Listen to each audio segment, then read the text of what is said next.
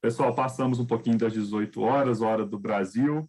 Imagino que pouco mais das 22 horas, hora de Lisboa. E com muita alegria, nós abrimos os trabalhos dessa tarde e noite, de certa forma, que encerra o primeiro simpósio internacional de bioética da Faculdade de Direito Conselheiro Lafayette. E, de antemão, eu desejo que todos vocês estejam bem, com saúde, e que tenham, sobremaneira, aproveitado todas essas discussões que nós trouxemos aqui durante essa semana. Passou por aqui muita gente boa, passaram temas de extrema relevância, muito provocativos para aquilo que a gente pretende seguir nos nossos estudos, e acredito que a gente sai, de fato, desses dias muito melhor de quando começamos lá no início da semana, onde a gente aprofundou um pouco mais a nossa temática. Bom, eu sou suspeito para falar da professora Suzana, porque, embora a gente tenha tido um contato presencial quando eu estive na Universidade de Lisboa, a professora, quando ela fez uma palestra para a gente, eu saí literalmente assim, ó, boca aberta, porque eu fiquei maravilhado com o que ela apresentou naquela oportunidade para a gente. E eu falei, uma oportunidade, eu quero que o mesmo privilégio que eu tive, os alunos possam ter, e hoje a gente, através das redes sociais, não, da internet, a gente consegue se aproximar e, quem sabe, no futuro não muito distante, fazermos de forma, inclusive, presencial nessa interação que é sempre muito saudável para todos nós. Eu quero agradecer, vocês tenho certeza que vão adorar a professora Suzana, uma simpatia, sempre extremamente atenciosa, hipereducada e muito solícita aos convites que eu já produzi para que estivesse conosco, e escolhi, de fato, que ela estivesse aqui hoje, encerrando as nossas atividades, porque ela fala muito para aquilo que a gente precisa, de fato, de ouvir enquanto pessoas, enquanto operadores do direito que somos. Então, eu acho que a gente vai fechar muito bem o nosso... Acho não, tenho certeza. Nós vamos fechar muito bem a nossa semana.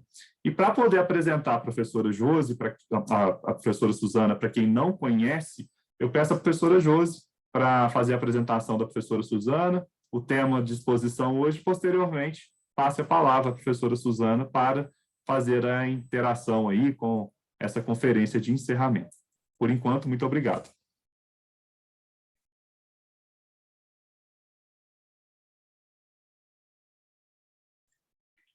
Boa noite a todos e todas novamente. Boa noite, professora Suzana. É com muito prazer que estamos recebendo a professora Suzana aqui no nosso encontro de encerramento da Semana de Bioética.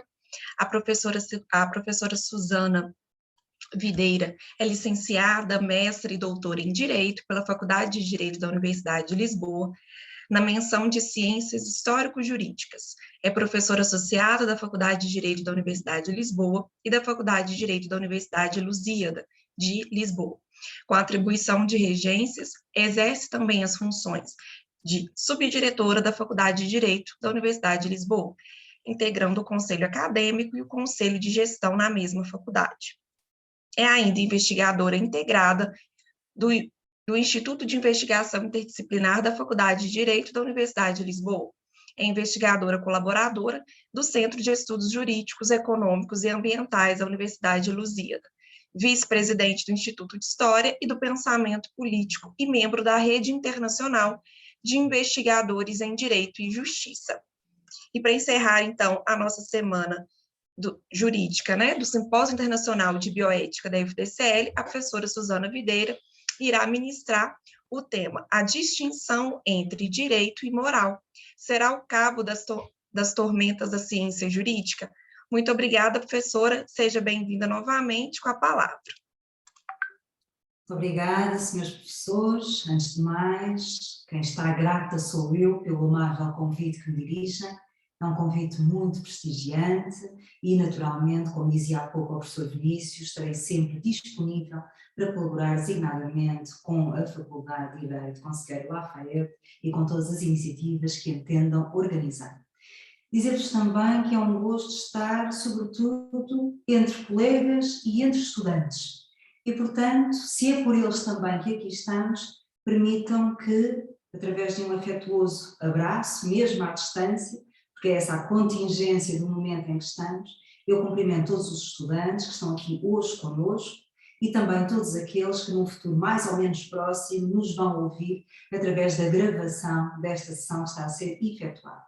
Felicitar também este grupo de organização pelo facto de ter decidido organizar, passa a repetição, este primeiro simpósio internacional dedicado ao tema da bioética. E de facto, nós hoje vivemos num mundo que é estranho. E é um mundo difícil.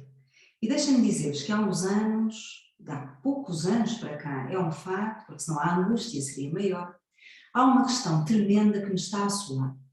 E eu atrevo-me a perguntar, nomeadamente àqueles que nos ouvem aqui, se esta questão de alguma forma também já vos assaltou. E a questão é esta: estará este nosso mundo global, em que de alguma forma o homem se superou? Veja os avanços da tecnologia, os avanços da ciência, permitiram designadamente num tempo muito recorde, nós sentíssemos que estamos cada vez mais próximos de nos afastar de uma pandemia que há muito pouco tempo, há pouco mais de 2 anos, nenhum de nós conseguia prever.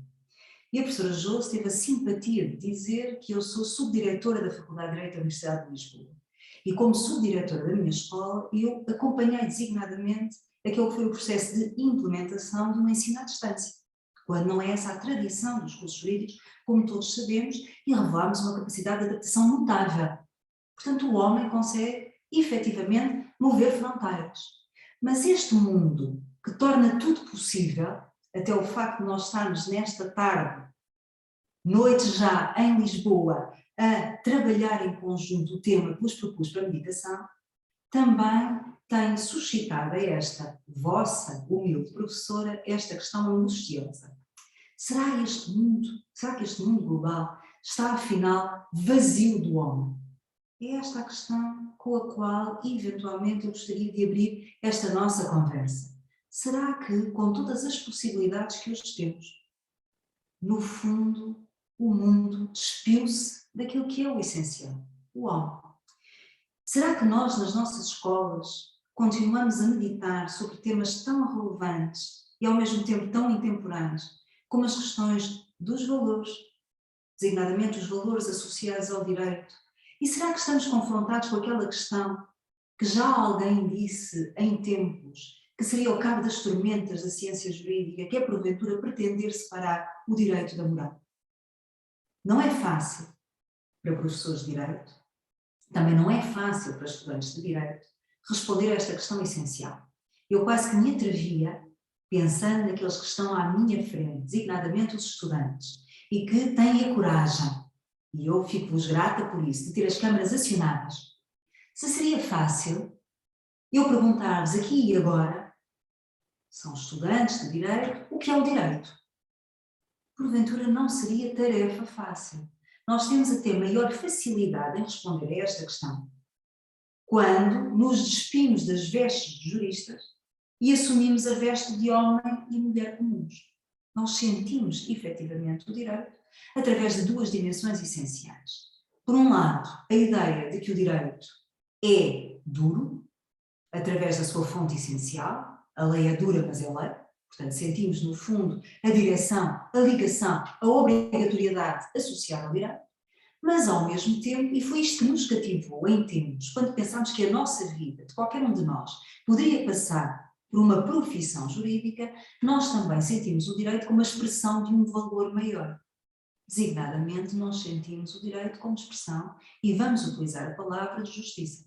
E a pergunta que eu faço, e como estamos poucos nesta sessão, atrevia-me a colocar desde agora, sempre fiz o tempo de debate que teremos no final, é se durante os nossos cursos, nós professores, e também designadamente aqueles que são o cerne, o centro, o coração da nossa atividade, que são os estudantes, se ouvem falar muito de valores, se ouviram falar muito de justiça.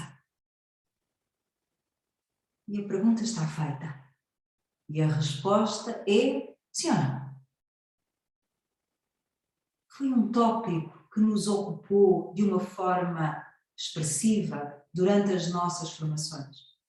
Nós tenderíamos a pensar que sim. Mas se formos olhar nomeadamente para a tecnicidade, porque o jurista também é um cientista dos cursos de Direito, se calhar vamos chegar à conclusão de que ouvimos falar muito sobre institutos jurídicos, ouvimos falar bastante também, designadamente sobre normas jurídicas, conhecemos muitas normas de cor, mas o que é facto é que se calhar dedicamos menos da nossa atenção a olhar para as questões essenciais dos valores associados ao direito e nomeadamente da ligação que é possível a nós estabelecer entre o direito e a moral. E entramos então numa questão tremenda. Como no tópico, no mote desta nossa conversa, será a distinção entre o direito e a moral o cabo das tormentas da ciência jurídica, ou como já alguém disse, o cabo de Horn da ciência jurídica, ou o cabo dos naufrágios? O que é facto é que também há quem pretenda que a própria distinção entre estas duas ordens normativas, o direito e a moral, até se torna de alguma forma desnecessária. E porquê? Porque uma norma, um comportamento, passa a ser relevante para o direito, bastante a intervenção, designadamente do legislador. E, portanto, a própria distinção até se torna de alguma forma estéril. Basta o legislador intervir, basta o legislador corporizar numa regra de direito aquele procedimento, aquela norma, aquela situação, para ela deixar de estar no plano eventualmente estrito da moral e passar a estar no plano do direito. Agora, esta professora diz-vos que não só é absolutamente indispensável nós voltarmos a preencher o mundo e o direito serve para resolver problemas da vida com o homem, com a mulher, com o ser humano, como também é absolutamente incontornável que as escolas de direito atentem novamente naquilo que é essencial. Para além da ciência, para além da técnica associada ao direito, é indispensável voltarmos a pensar valores. E é também necessário, sobretudo quando se trabalha o direito num mundo que está perigoso, voltar a olhar para os temas incontornáveis das ligações que é possível estabelecer entre o direito e a moral, que não devem ser, por isso, se é difícil distinguir, ordens que permaneçam absolutamente separadas. Como os ilustres professores e os digníssimos alunos que me ouvem bem sabem, desde muito cedo, que os melhores de nós que pensam o direito procuraram distinguir estas duas ordens normativas da sociedade. E deixem-me olhar para um século tremendo, um século grande, um século que confiou absolutamente na perfectibilidade do homem, o século que nos legou a confiança no progresso, que é o século XVIII, o século da iluminação, o século das luzes. E no século XVIII, por exemplo, Cristiano Tomasius, já todos ouvimos falar sobre ele, enfrentou nitidamente esta distinção. Será que o direito e a moral são ordens distintas ou, pelo contrário, há vasos comunicantes entre estas duas ordens normativas? E que Cristiano Tomasius separou-os absolutamente, dizendo-nos que o direito respeita a esfera externa, enquanto que a moral respeita à esfera interna ou ao domínio das consciências. Dois mundos separados que não têm ligação e que, por isso, significam também características diferentes para essas duas ordens. Ora, se o direito, nesta perspectiva dualista, que separa nitidamente o direito da moral, nos diz que o direito apela à vertente externa, ao comportamento exteriorizado, enquanto que a moral olha para o lado interno das consciências, isto significará, no limite, características associadas a uma e a outra que também serão diferentes. Que características então diversas serão essas? Se o direito é uma ordem externa, então isto significa que o direito é heterónimo, eu, para fazer valer o direito, preciso do outro, enquanto que a moral é autónoma. Nós sozinhos, isolados numa ilha deserta, não precisamos de direito. Todos nós já lemos alguns a mais, nós os mais velhos, alguns a menos, vós os mais novos, a curiosíssima novela do Dafoe, Robinson Crusoe. Já leram Robinson Crusoe? E quando lemos Robinson Crusoe, percebemos desta nota extraordinariamente interessante. O Robinson Crusoe só teve necessidade de direito quando se lhe junta ao sexta-feira. Seja ao sexta-feira, uma criação, um alter ego, se quiser, do próprio náufrago, seja efetivamente uma companhia de verdade. E, eventualmente, olhando para a parábola de que nós somos, por definição, um animal social e precisamos de outro. Quando ele não está junto a nós, nós criamos, como eventualmente esta parábola significará. Mas o Robinson Crusoe só tem necessidade de regras jurídicas de delimitação de comportamentos quando o sexta-feira ser jurídico. E a moral não. Na ilha deserta, sozinhos, isolados, entregues a nós mesmos, nós somos confrontados necessariamente, absolutamente, com os dítames, com as exigências da nossa consciência. Portanto, o direito é heterónomo, a moral é autónoma, prescinde do outro. O direito é negativo, a moral é positiva. O que é que isto significa na perspectiva de Tomás? O direito tem esta formulação: não faças ao outro aquilo que não queres que o outro te faça a ti. Enquanto que a moral tem outra perspectiva. Faz ao outro, é impositiva, é positiva. Faz ao outro aquilo que queres que o outro te faça a ti. E daí que resultam as tradicionais características que associamos ao direito. A coercibilidade, designadamente, a suscetibilidade de aplicarmos uma sanção com expressão física se a norma é violada, e a incoercibilidade da ordem moral somente sujeita, como vimos há pouco, às exigências da nossa consciência. Kant, há algumas décadas ouvidas, vai olhar também para esta perspectiva de Tomásio e vai reescrevê-la. E Kant, de facto, como sabemos, é um nome grande da filosofia. O professor Eduardo Moraes, a quem eu agradeço a presença, professa designadamente esse ramo também do direito, e Kant acaba por ser um nome incontornável. Agora dirijo-me aos estudantes, penso que o professor Eduardo me acompanhará, que Kant é muito mais simples de ler por si mesmo do que eventualmente através dos seus intérpretes. Portanto, fica o convite, olhem para as fontes primárias, leiam os autores. Muitas vezes eles são mais simples do que aquilo que os seus intérpretes dizem que eles dizem. Fechado parênteses, Kant também entendeu esta questão da distinção entre o direito e a moral de uma forma absolutamente incontornável. Mas, previsivelmente, ele não olha para a ação, para o comportamento, como vimos agora em Tomásio. Ele olha para o sujeito e entende que o direito se distingue da moral agora através do âmago subjetivo. E a perspectiva é esta. Enquanto que, no caso da moral, interessa o móvel da ação, o direito desinteressa-se absolutamente do motivo que nos leva a agir, importa é que a conduta esteja em conformidade com a regra. Um exemplo. Imaginem que estamos todos a sair agora, neste fim de tarde no Brasil, neste já início de noite avançado em Lisboa, dos nossos espaços onde nos encontramos. E vamos apressados.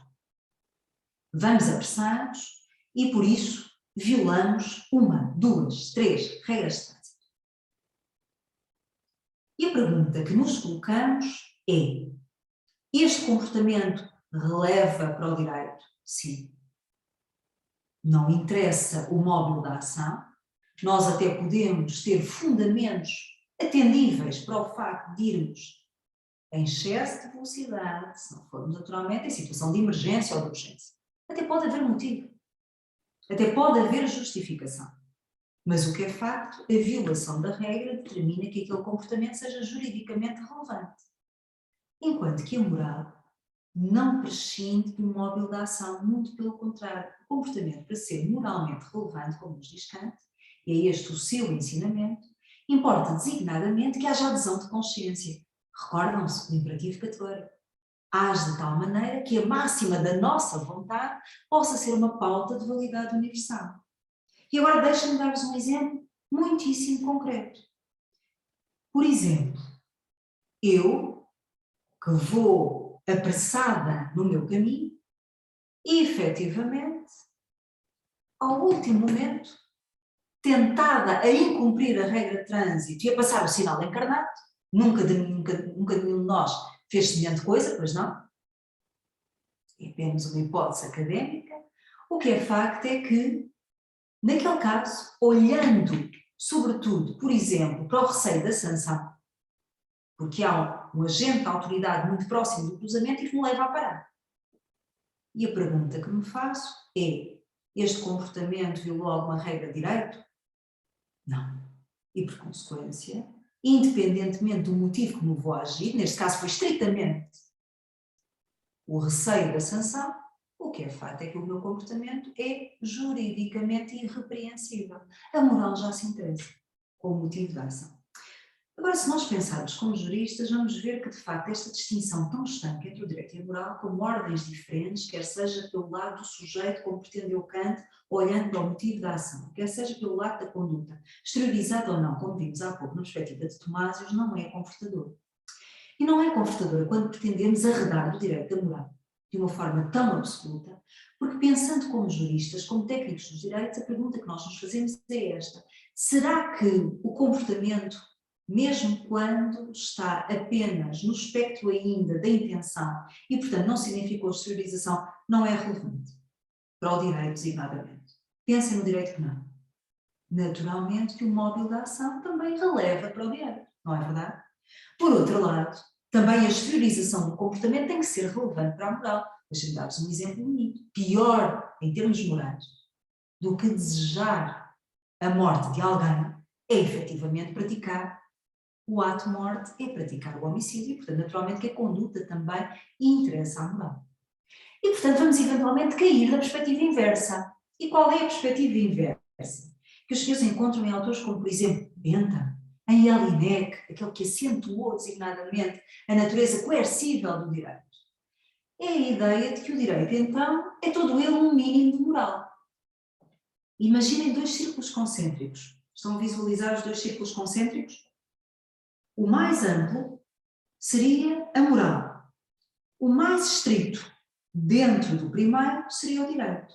Porque a perspectiva destes autores é que o direito é tão relevante que, efetivamente, ele vai assumir da moral aqueles comportamentos que são particularmente valiosos. E, portanto, dota-os de sanção. Uma perspectiva que assinala, nomeadamente, um movimento coercitivo ao nível do direito. E agora pergunta-nos se, efetivamente, a primeira perspectiva, corporizada nestes dois autores que separou em absoluto o direito da moral, não nos confortou, será que ficamos mais confortados quando entendemos que todo o direito é moral? Porventura não. Nos nossos ordenamentos jurídicos, olhando nomeadamente para a nossa inclinação moral, para aquilo que são os valores morais ou éticos que nós professamos, nós que vivemos numa comunidade em concreto e que a partilhamos com o outro, que integra essa mesma comunidade como nós, a questão que efetivamente nós nos colocamos é esta: conseguimos ou não conseguimos identificar regimes jurídicos, normas do direito que podem ser absolutamente amorais, portanto neutras do ponto de vista moral, e até conseguimos identificar normas que, de acordo com esses mesmos padrões, podem ser consideradas normas imorais. Em Portugal, por exemplo, há uns anos, sendo uma questão que está hoje absolutamente ultrapassada e tendencialmente apaziguada na minha sociedade, mas discutiram-se muito estas questões, por exemplo, quando se tratou de debater a despenalização do aborto, por exemplo. Ou quando agora em Portugal se está a debater, por exemplo, a despenalização do suicídio assistido ou da eutanásia. Estas questões confrontam-se. E, portanto, estes regimes, estas normas, estas leis podem efetivamente ser consideradas por alguns, em alguns casos até por muitos, como sendo normas de conteúdo imoral. Portanto, o direito e a moral, neste caso, também não se fundam. Então, conseguimos encontrar, eventualmente, uma terceira via de resposta que vai ajudar a resolver o nosso dilema. E agora eu peço que olhem, designadamente, não já para os dois círculos concêntricos, mas para dois círculos que se intersecam. E aqui vamos chegar à conclusão que o direito e a moral podem ter zonas de conflito, podem ter zonas de indiferença, uma relativamente à outra, mas têm as zonas de interseção. Será que resolvemos o nosso problema?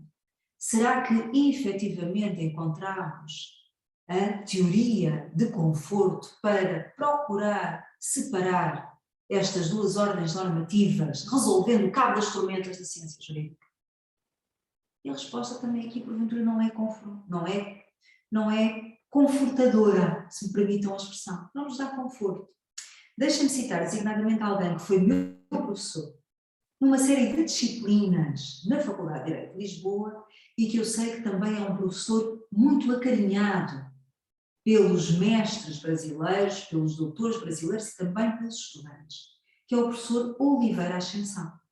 Eu atrevo-me a pensar que grande parte de vós conhece este grande professor de Direito, que também tem produção científica de relevo sobre o direito brasileiro. O professor Ascensão está hoje do lado, foi meu professor em introdução ao estudo do direito e marcou-me absolutamente.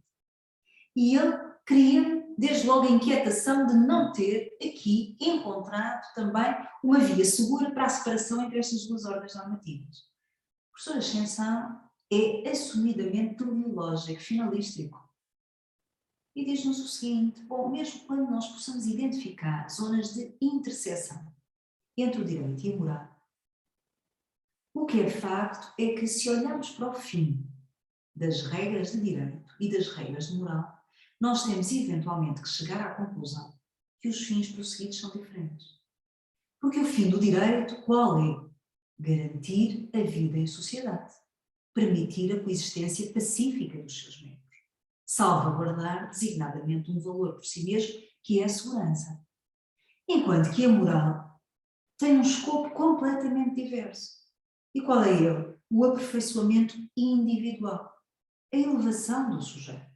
E, portanto, mesmo que haja conteúdos idênticos, lembrem-se da norma mais sugestiva a este propósito, designadamente o não matarás, a proibição do homicídio, e se olharmos nomeadamente para o conteúdo do direito penal ou para o conteúdo dos direitos fundamentais como parte do direito constitucional, chegamos de facto à conclusão que os conteúdos podem ser próximos, mas os fins prosseguidos pela afirmação dessas regras são diferentes se adotarmos uma perspectiva finalista ou teleológica.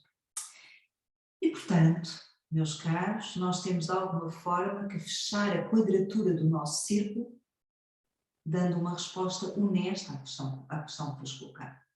Não é tarefa fácil, efetivamente, distinguir através de doutrinas seguras, e muitas têm sido ensaiadas, o direito e a moral.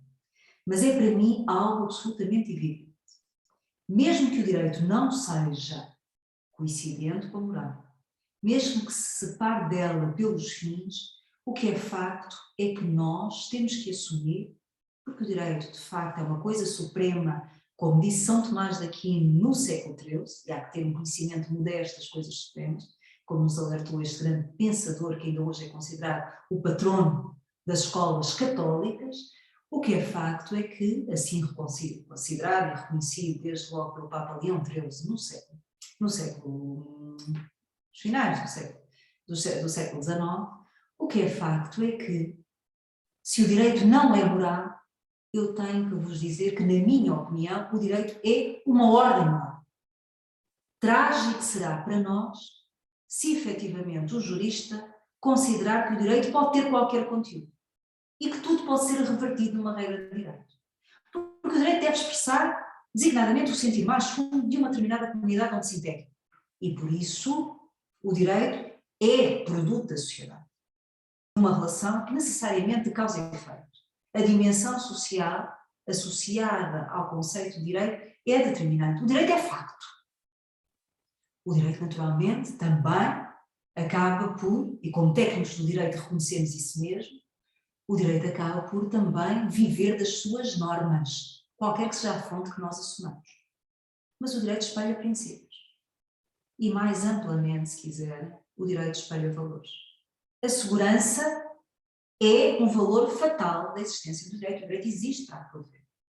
Mas há algo que os juristas hoje tendem a desconsiderar, porque nós vivemos em sociedades cada vez mais avalorativas. E aquilo que o jurista tende a desconsiderar efetivamente é que o direito também serve um valor maior. Era absolutamente evidente, designadamente para aqueles que nos legaram o direito como solução. Estou a pensar designadamente no direito romano como fundamento de um direito comunal, se quiser, português, brasileiro, também à escala europeia, e para os romanos era absolutamente evidente aquilo que para os juristas dos dias de hoje eventualmente é mais difícil de aceitar. O direito também deve ser a expressão da justiça. Mas agora entramos aqui numa outra questão que o professor Vinícius poderia justificar outra meditação num grupo como este. Se não é fácil distinguir o direito da moral, mesmo assumindo que o direito, se não é moral, é naturalmente uma ordem moral, porque espelha princípios, deve espelhá-los. A questão complexa que agora estou a trazer para cima da mesa nesta nossa conversa é esta. Se o direito deve ser a expressão da justiça, então o que é a justiça? E a lição também daqueles que nos legaram o direito é ainda hoje bastante insuficiente para nos tranquilizar, estou convicta. A justiça é e tem que ser sempre entendida como a constante e perpétua vontade de atribuir a cada um aquilo que é o seu direito. Nós, juristas, não devemos ser reconhecidos por termos opiniões técnicas irrepreensíveis, como cientistas inigualáveis, senhores de uma ciência que só nós, os pais, conseguimos entender. O direito existe para resolver problemas da vida. E o direito deve, naturalmente, traduzir esta necessidade maior, atribuir a cada um aquilo que é seu. Tratar igual o que é igual e diferente o que é diferente, segundo a medida da diferença. Valorizar o homem. Considerar sempre que o homem, estando no cerne, é pessoa. Esta ideia tão rica e, ao mesmo tempo, resultado de um lento e calcinante processo de meditação. Porque na Grécia Antiga, a pessoa era a máscara, como sabe. Hoje, a pessoa é o homem completo. Homem e mulher que não pode ser degradada à condição de objeto. E esta é a exigência mais íntima da justiça. E esta, necessariamente, a vocação do direito. E nos 30, 40 minutos que me pediram para nós conversarmos, e a tirania do tempo, naturalmente, também ela é um valor, eram as notas e as interrogações e o contributo que vos queria deixar. Sem prejuízo agora de se desenvolver aquilo que é, porventura, o mais importante, que é o diálogo que se vai desenvolver entre nós e, portanto, meus caros, estou absolutamente à vossa disposição. Muito obrigada pela atenção que me dedicaram. Nossa, é uma verdadeira aula, viu? E, professora, obrigado pela fala. Antes de transmitir a palavra ao professor Eduardo, para as considerações dele, também depois transmitindo aos alunos, eu quero só dizer da forma com que a senhora administra tão bem o tema e vai assim muito além do que a gente às vezes pensa enquanto somente falar do grupo de estudos de bioética. Porque em maio a senhora esteve conosco aqui, mais precisamente no dia 6, e a senhora falou sobre os contributos para a história dos direitos sociais, um testemunho inspirador no século que alcançou as luzes. Só de ver o tema, para mim, eu já achei assim que já era o essencial da discussão. E eu achei fantástico, porque tive a oportunidade de acompanhá-la naquele dia 6 de maio e tive a oportunidade de ouvi-la hoje, como que as palestras elas se encontram na forma de abranger. E outra, se passaram alguns meses daquele encontro e eu acho que ainda continuou vivo na minha memória e acredito que na memória de tantos, porque a senhora conecta muito bem os assuntos, não que era o objetivo de trazer da outra exposição nessa, mas eu achei um link muito fantástico e, assim, eu vou abrir a discussão para os colegas, mas pode ter absoluta certeza que, para a gente aqui no grupo de estudos, fechou de fato com chave de ouro o nosso simpósio essa semana, porque foi espetacular. Sua fala foi, assim, de uma preciosidade que bom que a gente gravou para a gente poder ouvir depois, novamente, porque foi, assim, maravilhosa a sua fala. Obrigado mesmo. Obrigada, professor Vinícius. Isto é naturalmente a simpatia e a amizade que o professor Vinícius me tem e, portanto, naturalmente, o juízo que eu agradeço só pode naturalmente pecar pelo exagero e, portanto, grata estou eu pelo facto de poder estar a meditar estes assuntos convosco, designadamente com os estudantes, porque é uma preocupação que nós, formadores em direito, temos que ter, que é o facto de estarmos a criar juristas completos. e não meramente cientistas do direito. Portanto, quem saiba muito de leis, que conheça de facto todas as soluções dos regimes jurídicos, mas que eventualmente considere aquilo que para nós, homens e mulheres comuns, é absolutamente evidente. Quando nós precisamos do direito, e todos nós antes de sermos juristas somos homens e mulheres comuns, aquilo que nós sentimos é a necessidade, por um lado, da segurança e, por outro lado, da justiça. Quando, porventura, nos sentamos nos bancos das nossas escolas, temos uma tendência para desconsiderar aquilo que é o essencial, e muitas vezes o essencial está no que sendo complexo, porventura é o mais simples. O que é facto é que desconsideramos muitas vezes a essencialidade do direito, escondidos através, nomeadamente, dos institutos jurídicos, das regras jurídicas, da complexidade dos edifícios normativos. E esses são voláteis, mudam, à distância, nomeadamente, da vontade do legislador. O essencial está, não perdemos o foco. O direito existe, de facto, para realizar, por um lado, as exigências da segurança e, por outro lado, também as exigências da justiça. Mas E é um tema que a palavra, naturalmente, é vossa. Professor, é um tema que nos atinge desde quando iniciamos os estudos em direito e continua nos acompanhando após a formação. É onde, quando a senhora me mandou a proposta do tema, eu achei muito bacana e muito válido, porque era exatamente dentro de uma perspectiva que a gente aqui no grupo de estudos poderia, de fato, percorrer, porque a gente vê que os temas podem se interligar. Então, assim, de fato, um agradecimento grande aí, porque o tema foi muito feliz, a escolha que a senhora trouxe para a gente, e abrilhantou muito essa agora noite que nós estamos aqui no Brasil. Professor, eu vou passar a palavra para aquele que é um real discípulo de Kant, Sócrates, Aristóteles, Platão, John Rawls e tantos outros que seguem aí, que é o professor Eduardo Moraes, que por onde ele passa, ele arrasta literalmente uma multidão. Então, com o privilégio que temos de tê-lo no nosso grupo, eu passo a palavra para ele também dialogar, também conversar um pouquinho com a senhora e com os alunos também. Querido Dudu. Obrigado, boa noite. Parabéns, professora, pela exposição, excelente. E você tocou num ponto muito fundamental, né? A gente se preocupa muito com a técnica, enquanto operador do direito, mas esquece da fundamentação por trás da técnica. E coincidentemente, sua exposição de hoje, né? Ontem mesmo, tem vários alunos do primeiro período aí, ontem mesmo eles tiveram prova sobre Kant. A prova inteira foi sobre Kant e, em especial, a paz perpétua de Kant. Primeiro, a ética, né? A gente monta essa linha de raciocínio na metafísica dos costumes, estudar a ética para levar para a aplicabilidade prática ali, de forma universal, na paz perpétua. E a gente sempre discute sobre a aplicabilidade da filosofia no direito. Então, professor, assim, eu queria, né, ouvir mais um pouquinho da sua parte sobre... Porque nós estamos num grupo de estudo de bioética, né? E muitas vezes os alunos se focam muito, trazem muita atenção no debate jurídico e esquecem da fundamentação filosófica, principalmente na questão da justiça. A justiça é um dos conceitos mais difíceis até hoje, né? Se a gente for olhar só nos livros de Platão, nós temos ali 3 ou 4, só na República, 3 ou 4 concepções de justiça, no Críton e Apologia, né? E eu queria que você falasse para os alunos sobre a importância do estudo da filosofia, principalmente no debate bioético, porque aqui a gente debate muito aborto, por exemplo. Uhum.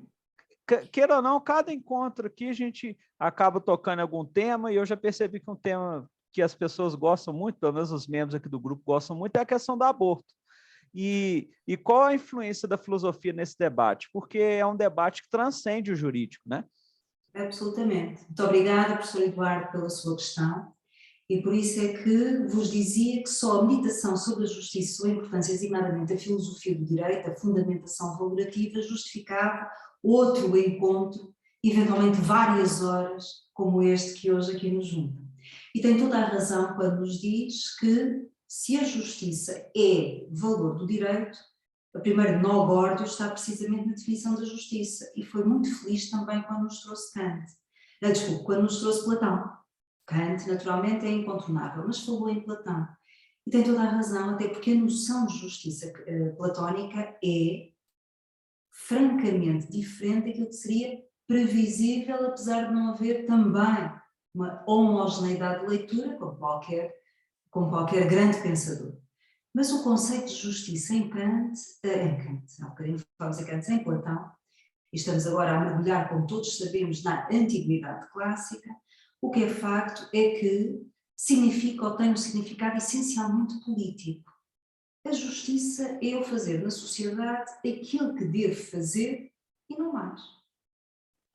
E por isso, Platão acaba por nos conduzir a determinadas ideias que hoje são perturbadoras, designadamente, na sua república ideal, como bem sabemos, o aborto eugénico, a exposição dos infantes e até a rígida planificação que a república significa. Mas o mesmo Platão, por exemplo, se nós o compararmos com o seu discípulo, porventura suplanta ao mestre, estou agora a pensar em Aristóteles, foi extraordinariamente mais progressista, perdoem-me utilizar esta palavra, quando, por exemplo, admitiu que havia uma tendencial educação similar para homens e para mulheres. Algo absolutamente insuspeito se nós mergulharmos no século IV a.C., onde este pensador está situado. Mas a justiça, de facto, não é fácil de medir. E Jean-Jacques Rousseau dizia uma coisa extraordinariamente interessante. Jean-Jacques Rousseau, como sabem, é um homem grande. Morre, se a memória não me trai, em 1755. E dizia de si mesmo, nas suas confissões, aquilo que eu acho que é extraordinário. Se não era melhor do que qualquer homem que tinha conhecido, era pelo menos diferente. E, portanto, é muito bom nós termos uma ideia de nós mesmos assim mesmo. Não é verdade? Era pelo menos diferente de todos os homens que havia conhecido. E Jean-Jacques Rousseau diz-nos uma coisa que é curiosa. Eu posso não saber o que é a justiça. O professor Eduardo colocou o dedo na ferida. Não é um conceito fácil de medir. E, sobretudo, se nós começamos a adjetivá-la. Desde logo, se olharmos depois para as questões da justiça social, para os problemas associados, nomeadamente, à igualdade e, nomeadamente, a esse conceito que também ele não é fácil de construir. Quem são os iguais, quem são os diferentes, com uma exigência absoluta de justiça também. Mas Jean-Jacques Rousseau lembrava-nos o seguinte: se eu não sei, ou se posso dizer pouco acerca do conteúdo positivo da justiça, eu consigo dizer muito acerca do conteúdo da sua negação. Porque todos nós sentimos a injustiça, sim ou não? Todos nós, efetivamente, conseguimos construir a injustiça. E quanto mais não seja pela negativa, nós que partilhamos um tempo e um espaço, conseguimos chegar a algumas notas positivas acerca de um conceito que não é fácil de medir. Agora eu vou-lhe dar a minha opinião. Eu ainda me consigo servir com sucesso e com algum conforto das concepções aristotélico-otimistas de justiça. Nomeadamente, aquelas que nos dizem, como vos dizia há pouco, que a justiça tem uma ligação inscindível com o direito e que pode ser vista numa vertente universal, numa vertente particular. E dentro de uma vertente particular, ela pode ser vista relacionando sujeitos ou em termos objetivos. Vamos centrar então nesta lógica de relação de sujeitos, que é talvez o coração da justiça, porque o direito existe para, no fundo, permitir a coexistência pacífica numa determinada sociedade. A constante e perpétua de vontade de dar a cada um o que é seu é, no fundo, o cerne da justiça. Ou, se quiser, tratarmos igual o que é igual e diferente o que é diferente, segundo a diferença. E o senhor professor pode me perguntar, e muito legitimamente, bom, mas quais são os critérios para aferir a desigualdade? Quem são os iguais e quem são os diferentes? Onde é que está o mínimo? E agora deixem-me recuperar um tempo histórico bastante mais próximo de nós. Todos os nossos estudantes e nós mesmos estamos ainda hoje fortemente enfeudados de uma corrente de pensamento que no século XIX, finais do século XIX e depois no século XX, arrasta como barril de pólvora. Estou a falar do positivismo jurídico. Todos nós somos filhos de Hans Kelsen. Aquilo que nós melhor sabemos fazer quando saímos dos bancos de uma faculdade é, efetivamente, o exercício subsuntivo. Quando, efetivamente, olhamos para o direito, temos essa tendência. Perceber designadamente se aquela norma está em conformidade com outras que lhes são superiores e, através, nomeadamente, desse juízo de conformidade, nós acabamos por alimentar aquilo que é a nossa atividade. Mas o que é facto é, se todos nós somos cientistas do direito, como vimos há pouco, também é absolutamente inegável que em momentos em que o jurista se sentiu desprotegido, ele acabou por regressar às exigências de um direito ético, às exigências de um direito justo. Eu estou a pensar, nomeadamente, naquela convulsão tremenda que é, por exemplo, no século passado, o nazismo, o nacionalsocialismo e depois a necessidade de legitimar o julgamento de Nuremberg, como nós sabemos. E o que é que acontece ao jurista neste momento? Nomeadamente aqueles que outrora engrossavam as fileiras positivistas e que identificavam o direito com aquilo que está posto. Fosse a lei, fosse a norma, retornam a um direito justo por natureza, a um direito justo por excelência. Se quiserem, regressam à velha locução, também ela tão mal amada, justificava outra conversa, que é o direito natural. E perguntar-me-ão, bom, mas a justiça, então, significa, na prática, o quê? Salvaguardar, nomeadamente, os interesses do maior número, sacrificando o menor número? Damos um exemplo muito concreto, colocando-vos designadamente um caso prático. Imaginem esta situação. Os senhores são confrontados com esta questão. São maquinistas de um comboio e não são advertidos para a existência de funcionários que estão a operar na linha férrea, certo? E os senhores vão sozinhos, de facto, naquela locomotiva. Os senhores e centenas de passageiros que transportam. Mas naquela cabine é a vossa decisão. E os senhores o que é que fazem? Bom, têm dois sentidos que podem eventualmente seguir, o caminho habitual e o caminho que não seguiriam habitualmente. Levam convosco os passageiros. Ao comboio não acontecerá nada, porque ele tem dois caminhos. Estão a visualizar o caso prático? E os senhores veem, de um lado, 3 operários que estão a laborar na via férrea, não foram avisados para a existência de obras, e do outro lado, aquele que seria o caminho não habitual, os senhores veem um operário. Eles estão com, em Portugal nós chamamos os martelos pneumáticos, não sei se é um termo idêntico, fazem muito barulho, inclusive os operários não os podem ver, não os podem ouvir, estão atentos ao trabalho e estão com equipamentos, nomeadamente em sonorização, e portanto não se apercebem do aproximar do comboio. E o que é que os senhores fariam? Seguiriam o caminho habitual e sacrificariam os 3 operários ou inverteriam a marcha, não conseguem parar o comboio sem o descarrilar? E portanto a opção que vos oferece é esta. Ou seguem o percurso e sacrificam os 3 operários, ou alteram o caminho habitualmente e sacrificam um. O que é que fariam? O que é que fariam?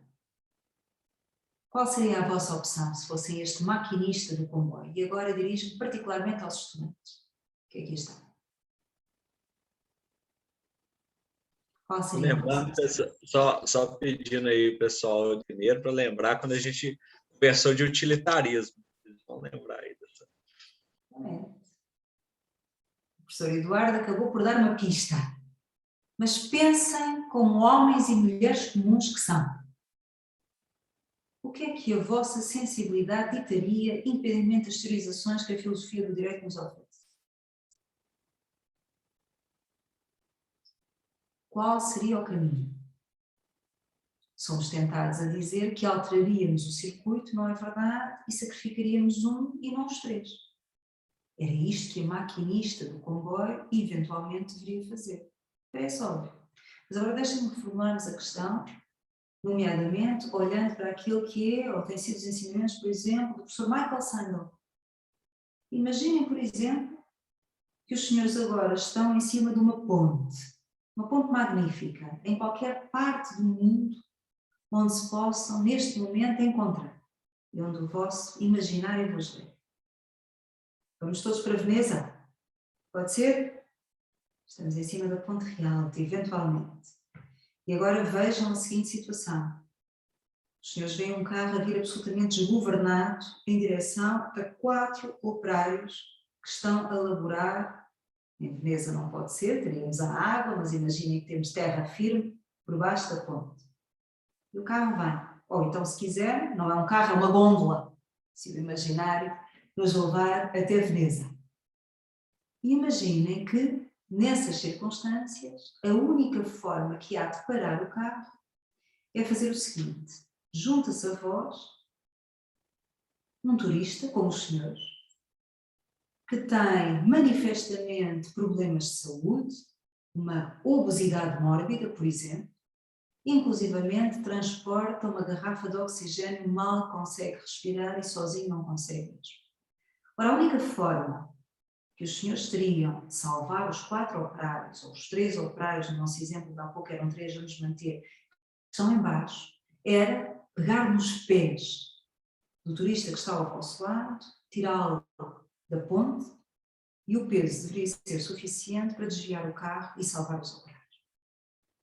Algum de nós pegaria nos pés do turista que está ao nosso lado, apesar de ele ser manifestamente alguém que tem uma fragilidade de saúde notária, evidente, notável, se quiser. Algum de nós ousaria tal? Vejam a falência do utilitarismo. Quando somos nós o agente, nós não sacrificamos o maior número. Porquê? Porque sentimos em nós e no âmago as exigências da justiça. E o professor Eduardo falou há pouco no aborto. Em Portugal nós tivemos esse debate, quando há uns anos o meu país legalizou o aborto. Hoje é possível a prática em clínica, em hospital público, normalizada dos abortos por decisão da mulher até determinadas semanas. Foi uma discussão tremenda. Inclusivamente justificou uma consulta à população, um referendo, que não ajudou, deixem-me dizer-vos, porque só mostrou que a sociedade portuguesa estava à época absolutamente fraturada, porque a aproximação ganhou, em termos referendários, a legalização do aborto, mas aquilo que a separa à época, ou separou à época da posição contrária, foi muito estreita. E o Parlamento, efetivamente, legalizou o aborto. Hoje temos essa questão ultrapassada, porque já tem a maturidade de anos suficientes. Mas, professor Eduardo, admitindo que o direito é uma ordem moral, claro que muitos dos nossos concidadãos consideram que é uma regra jurídica absolutamente imoral. E isto leva-nos à discussão que tivemos há pouco. O que é que separa, então, o direito da moral? Ou, eventualmente, temos que nos render à evidência que o direito, de facto, vive enquadrado num determinado ambiente moral. E por isso estes temas são difíceis de consagrar, as soluções são difíceis de disciplinar e, naturalmente, vai criar ou pode criar fraturas nas nossas sociedades. E por isso é que nestes casos, e sobretudo nestes casos, o debate é absolutamente necessário. E por isso as minhas felicitações por este grupo de debate relativamente a estes temas, num mundo em que, de facto, nós estamos eventualmente cada vez mais vazios do homem e da mulher e dos seus problemas concretos. Excelente, professora, muito bom ouvi-la, porque são temas que despertam para a gente uma análise metajurídica, né? Exatamente. E é assim que nós estamos sempre posicionados. É de facto toda essa carga que estes temas de fratura suscitam, que tem que ser absolutamente escrutinada. Não há nada pior do que nós escamotearmos a densidade dos problemas e consagrarmos qualquer solução. Porque, efetivamente, como víamos há pouco, o direito serve a uma sociedade concreta, o direito deve ser adequado ao sentir mais fundo daquela sociedade em concreto. E nós não somos ascéticos, nós não somos neutros. Nós temos as nossas convicções, os nossos pré-conceitos, quando não, tantas vezes, os nossos preconceitos. E se o direito pretende ser não só válido, mas vigente, mas também eficaz, naturalmente, e por isso, estes temas têm que ser enquadrados nos seus exatos termos, e a filosofia do direito é incontornável. Os fundamentos mais fundos, nomeadamente aquilo que é a nossa arte, a nossa ciência e a nossa técnica, é absolutamente indeclinável. Eu costumo dizer aos meus alunos que o direito é uma arma muito poderosa. Pode mudar o mundo para melhor, mas pode ajudar a transformar o nosso mundo em algo ainda mais perigoso. Excelente. E outro ponto também, né, professora? Muitos levam esses debates bioéticos para o campo moral. Se a gente for levar para o campo moral, a gente não consegue uma solução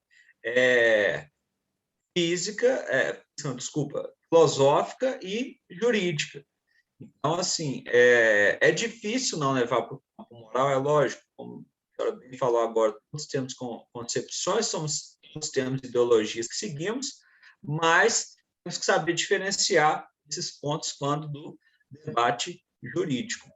Então, assim, E por isso é que o direito não é moral, e, portanto, as soluções jurídicas, como vos disse há pouco, não podem naturalmente ser procuradas na esfera da moral, porque mesmo quando encontramos zonas de interseção, e o aborto foi precisamente o exemplo que eu utilizei, o que é facto é que os fins prosseguidos por uma ordem e por outra são diferentes. Agora, é algo que temos que ter em consciência.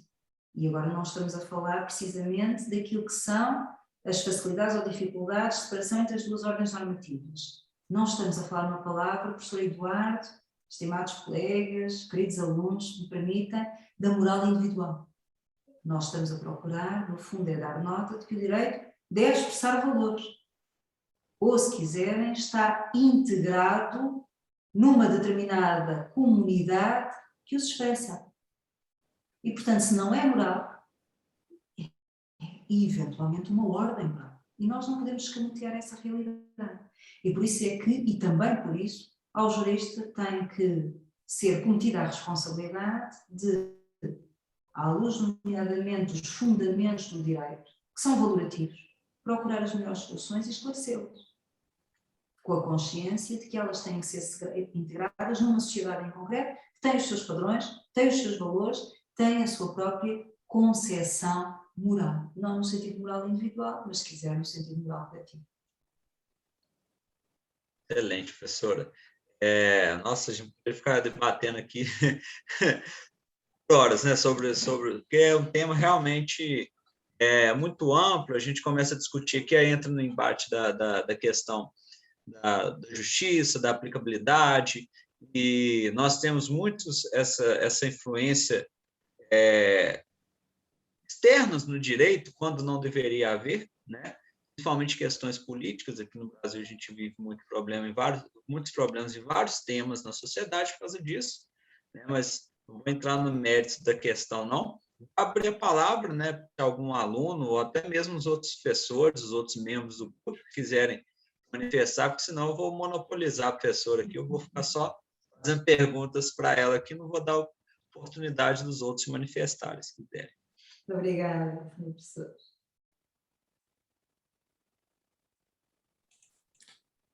Algum dos alunos, alguma das alunas que estão aqui gostariam de transmitir uma palavra à professora? Se quiser, é só liberar o áudio, ou no chat também, eu estou acompanhando aqui. Alguém gostaria?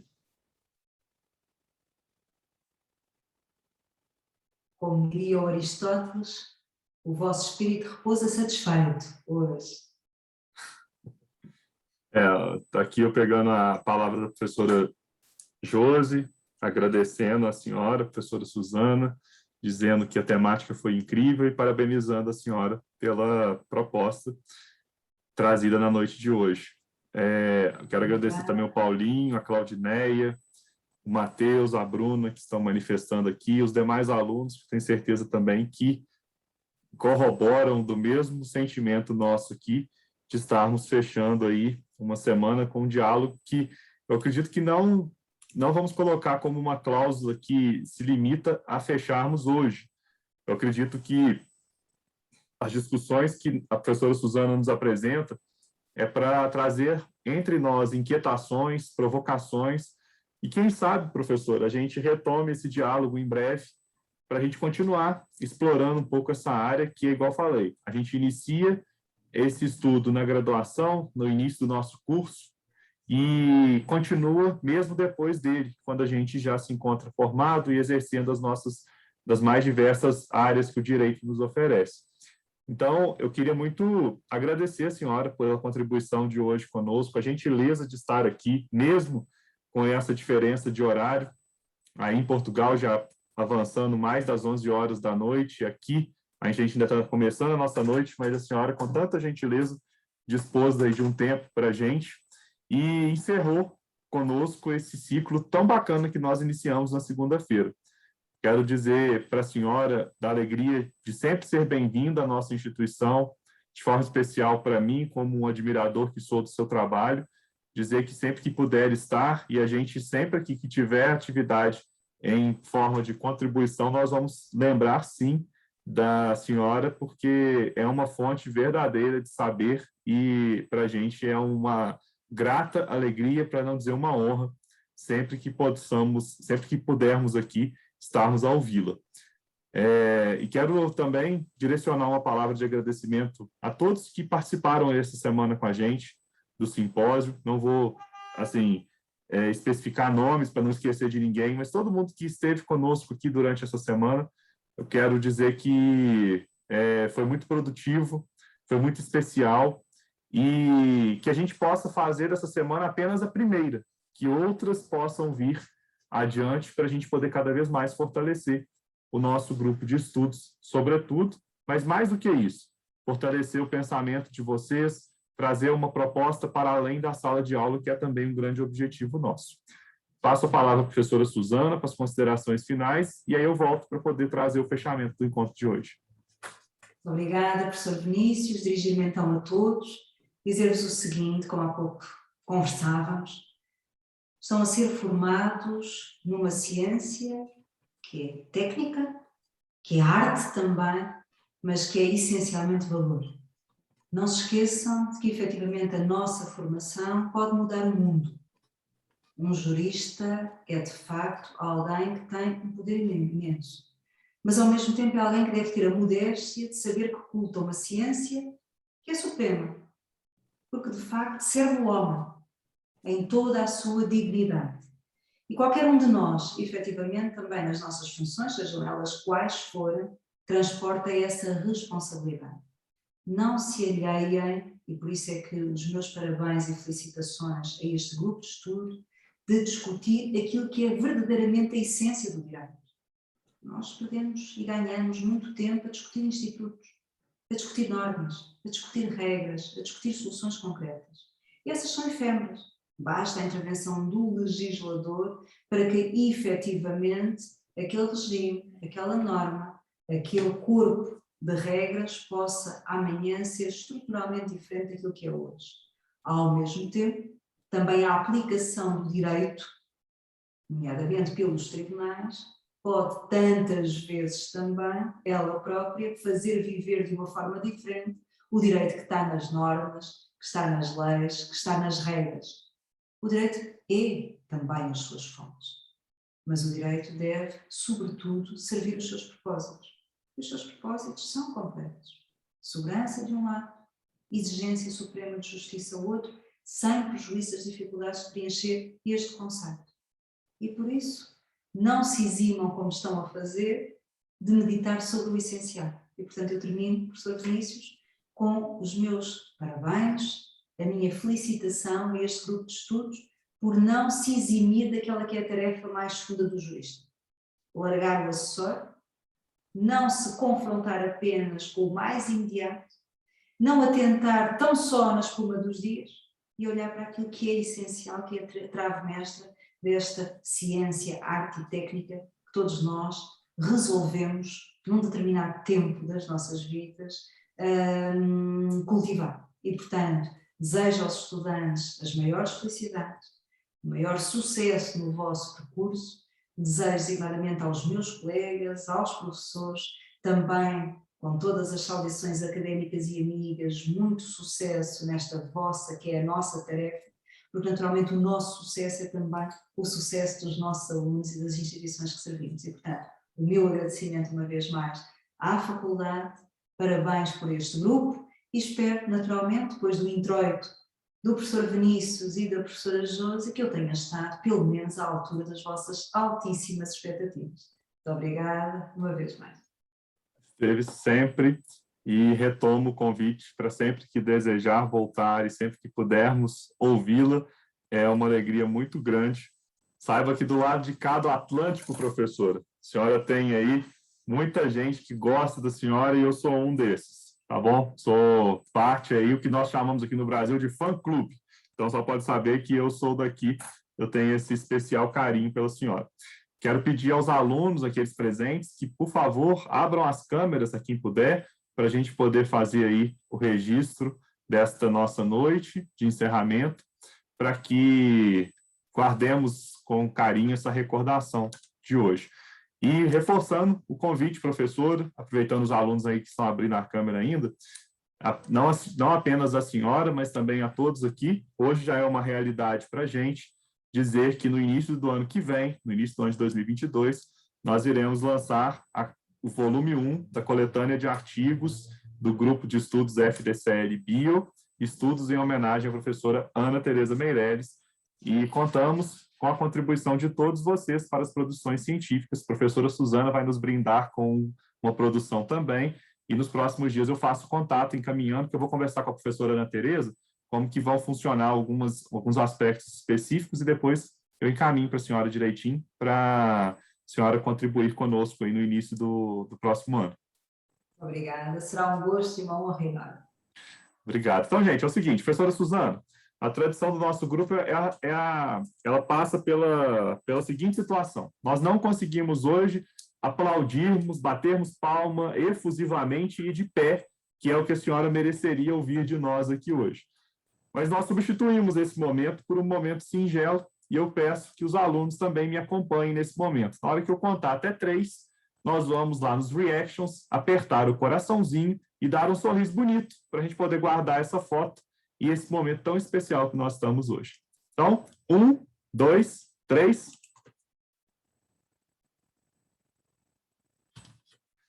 Pronto. Bom, professora. Obrigadíssima. Bonita, bonita imagem. Depois vou mandar para a senhora também, para a senhora ter aí nos seus registros. Muito obrigada. Com uma alegria grande, eu vou pedir licença ao professor Eduardo, mas nós vamos passar a palavra à professora Josi, que retornou ao nosso grupo hoje não, esse semestre, e com muita alegria aí, fazendo também aqui, dizendo a todos vocês da importância que a gente tem do público que a gente apresenta e reverenciando a vocês, professora Suzana e professora Josi, mulheres de fibra, mulheres de força, mulheres que, assim, são exemplo para a gente. Eu passo a palavra à professora Josi para que ela possa encerrar a nossa noite e os nossos trabalhos dessa semana. Obrigada, professor Vinícius. Professora Suzana, renovo os agradecimentos em nome do grupo de estudos FDCL Bio, em meu nome, em nome do professor Eduardo, professor Vinícius, e também em nome da nossa instituição FDCL, que está comemorando o cinquentenário. As portas da FDCL estão abertas para a senhora, né? E em breve espero poder, quem sabe, um evento presencial, recebê-la aqui na nossa instituição, depois que tudo isso passar. Pessoal, agradeço o carinho e atenção de todos e todas que estiveram conosco nessa semana, que foi muito especial para todos nós. A professora Suzana encerrou com chave de ouro o nosso encontro, nosso primeiro simpósio internacional de bioética da FDCL, e eu declaro, então, encerrada esse simpósio, essa semana de grande aprendizado para todos nós. Obrigada, viu, professora Suzana? Gratidão mesmo por tê-la aqui conosco. A todos, e acho que o que se impõe neste momento, mais do que qualquer outra coisa, muita saúde. Fiquem bem. Muito obrigada. Saúde para a senhora também. Muito obrigada. Obrigado, gente. Tchau, tchau.